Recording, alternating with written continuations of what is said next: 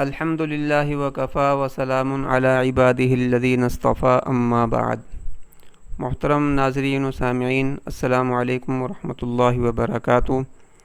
پچھلی ویڈیو میں ہم نے نماز کی اہمیت کے بارے میں کچھ باتیں عرض کی تھی اور یہ ارادہ ظاہر کیا تھا کہ اگلی ویڈیوز میں نماز کا مذاکرہ پیش کرنے کی کوشش کریں گے، لیکن اب چونکہ محرم الحرام کی آمد ہے تو ہمارا ارادہ یہ ہے کہ اس سے پہلے حضرت امام حسین رضی اللہ تعالی عنہ کا واقعہ کربلا پوری تفصیل اور تحقیق کے ساتھ مولانا اسماعیل ریحان کی کتاب تاریخ امت مسلمہ سے آڈیو کی صورت میں اور مختلف قسطوں میں آپ کے سامنے گوشگزار کر دیا جائے۔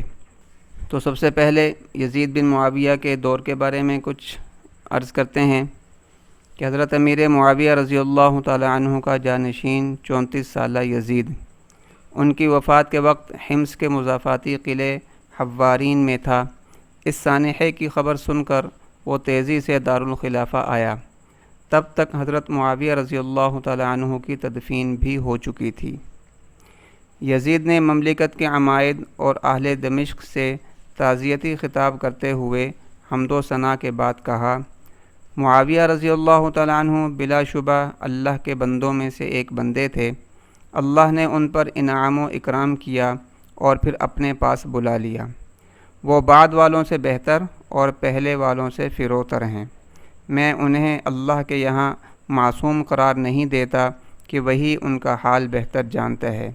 اگر ان کی بخشش ہو گئی تو اللہ کی رحمت سے، اور اگر پکڑ ہوگی تو ان کی اپنی لغزش کی وجہ سے۔ ان کے بعد ذمہ داری مجھے سونپی گئی ہے۔ میں نے خود اس کی کوشش نہیں کی، مگر جو اللہ کو منظور ہوتا ہے وہ ہوتا ہے۔ آپ اللہ کا ذکر اور استغفار کریں۔ بیعت کے لیے قاصدوں کی روانگی۔ حضرت امیر معاویہ رضی اللہ تعالی عنہ کے آخری ایام میں کوفہ میں حضرت نعمان بن بشیر رضی اللہ تعالی عنہ، بصرہ میں عبید اللہ بن زیاد اور مدینہ منورہ میں ولید بن عتبہ گورنر تھے۔ یزید نے اس وقت انہی کو برقرار رکھا۔ تخت نشینی کے بعد اس نے پورے عالم اسلام میں امیر معاویہ رضی اللہ تعالی عنہ کی وفات کی اطلاع اور اپنی بیعت خلافت کے لیے قاصد اور نمائندے روانہ کر دیے۔ حضرت حسین رضی اللہ تعالی عنہ نے یزید کی بیعت کیوں نہ کی؟ حضرت حسین بن علی رضی اللہ تعالی عنہ اور ان کے ساتھ حضرت عبداللہ ابن زبیر رضی اللہ تعالی عنہ کا حضرت معاویہ رضی اللہ تعالی عنہ کی زندگی ہی سے یہ موقف تھا کہ موروثی حکومت سے اجتناب کرتے ہوئے خلفائے راشدین کے دور کی وسیع البنیاد شرعیت کو اسی شکل میں واپس لانا چاہیے اور امت کی زمام اقتدار افضل فرد کے حوالے ہونی چاہیے۔ اس لیے انہوں نے یزید کی ولی عہدی کی بیعت سے بھی اجتناب کیا تھا۔ ان دونوں کا یزید کی بیعت کر لینا رخصت کے زمرے میں تو آ سکتا تھا، مگر عزیمت کی بات یہی تھی کہ اس نظام کو تبدیل کرنے کی کوشش کی جاتی، جس کے سبب آگے چل کر متعدد مفاسد پھیلنے کا اندیشہ تھا۔ اس کے لیے پہلا درجہ یہ تھا کہ یہ حضرات اپنے اختلاف رائے پر برقرار رہ کر اسلامی ریاست کے صحیح مفہوم کو اجاگر کرتے، بیعت کر کے یزید کے حلقہ بگوشوں میں شامل نہ ہوتے۔ تو سوال یہ ہے کہ کیا حضرت حسین رضی اللہ تعالیٰ عنہ شورش پر تلے ہوئے تھے؟ قرائن سے محسوس ہوتا ہے کہ حضرت حسین رضی اللہ تعالیٰ عنہ اور حضرت عبداللہ بن زبیر رضی اللہ تعالیٰ عنہ کی سوچ اور فکر ابتدا میں اتنی ہی تھی کہ وہ یزید سے بیعت نہ کریں اور اپنی دیانت دارانہ رائے کے خلاف کسی قول و فعل کے مرتکب نہ ہوں۔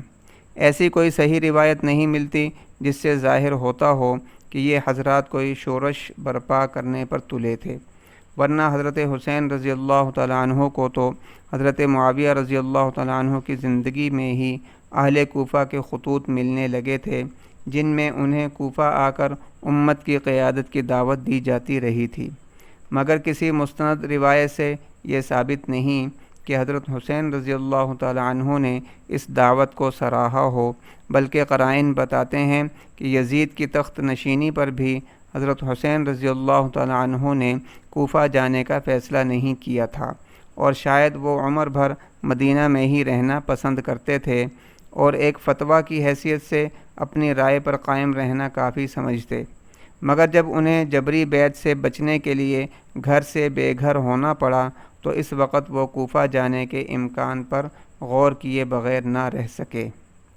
یزید کی پہلی سیاسی غلطی۔ یزید کے لیے مناسب یہ تھا کہ وہ ان حضرات کو اپنی بیعت پر مجبور کرنے کی کوشش نہ کرتا۔ حضرت علی رضی اللہ تعالیٰ عنہ نے اپنے دور میں بہت سے حضرات کو غیر جانبدار رہنے دیا اور ان کے احترام میں کوئی کمی نہ کی۔ حضرت معاویہ رضی اللہ تعالیٰ عنہ نے بھی یزید کی بیعت ولی عہدی نہ کرنے والے اکابر کو ان کے ضمیر کے خلاف چلنے پر مجبور نہیں کیا۔